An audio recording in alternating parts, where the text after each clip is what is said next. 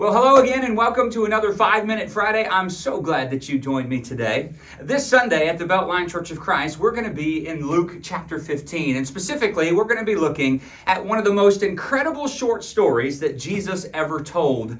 We know it as the parable of the Prodigal Son. This much beloved story is just incredible. But most readings of this parable have concentrated on the flight and return of that younger brother, who we call the Prodigal Son. But I want to suggest to you that misses the real message of the story, because in this story there are actually two brothers, and each of these brothers represents a different way to be alienated from God and a different way to actually seek acceptance in the kingdom of heaven.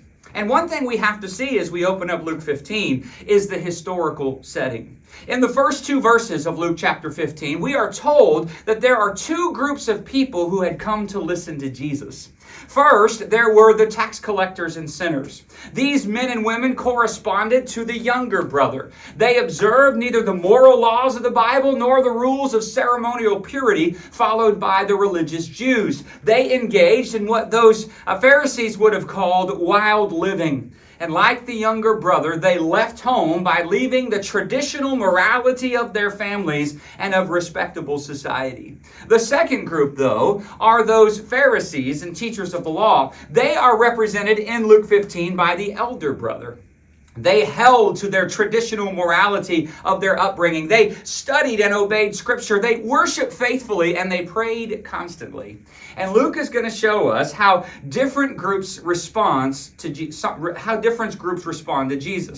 The attraction of younger brothers to Jesus was an ongoing pattern in his ministry. We see this often throughout Scripture, don't we? They continually flocked to him. And this made those moral and religious leaders very, very angry. And their complaint is given to us in verse 2. This man, they say, receives sinners and eats with them. What do they mean? Well, to sit down or eat with someone in the ancient Near East was a token of acceptance. And so they're saying, how dare Jesus reach out to people like this? This is what they're saying. These people would never come to our services. Why would Jesus be drawn to them? Why would they be drawn to Jesus' teaching? He couldn't be teaching the truth to them like we do, or they wouldn't be coming to him because they aren't coming to us. He must just be telling them what they want to hear. That was the accusation against Jesus.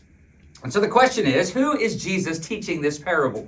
To whom is he reaching out? And I want to suggest to you it's the second group. It's the scribes and Pharisees, because it is in response to their attitude that Jesus begins to tell this parable. The parable of the two sons takes an extended look at the soul of the elder brother, and it climaxes with a powerful plea for that brother to change his heart.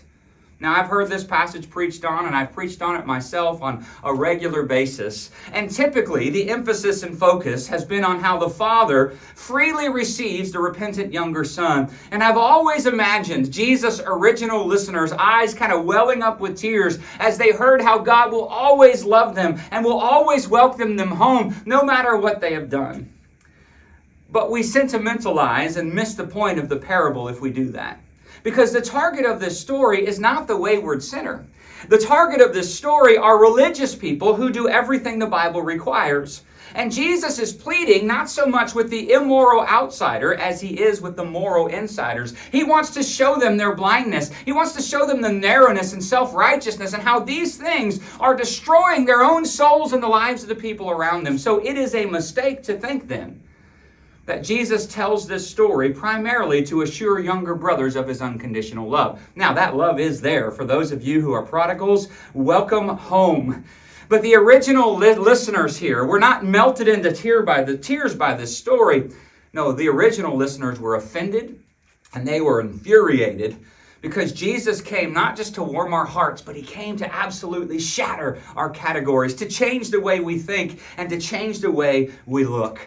And I pray as we dive deep into this section of Scripture on Sunday, that you're going to join us as we journey through this incredible parable and find the lessons that God would have for us today in this place. I'm so glad you joined me today. I hope that we'll see you whether online or in person at the Beltline Church of Christ this Sunday. Until then, may God bless you as you strive to live for him.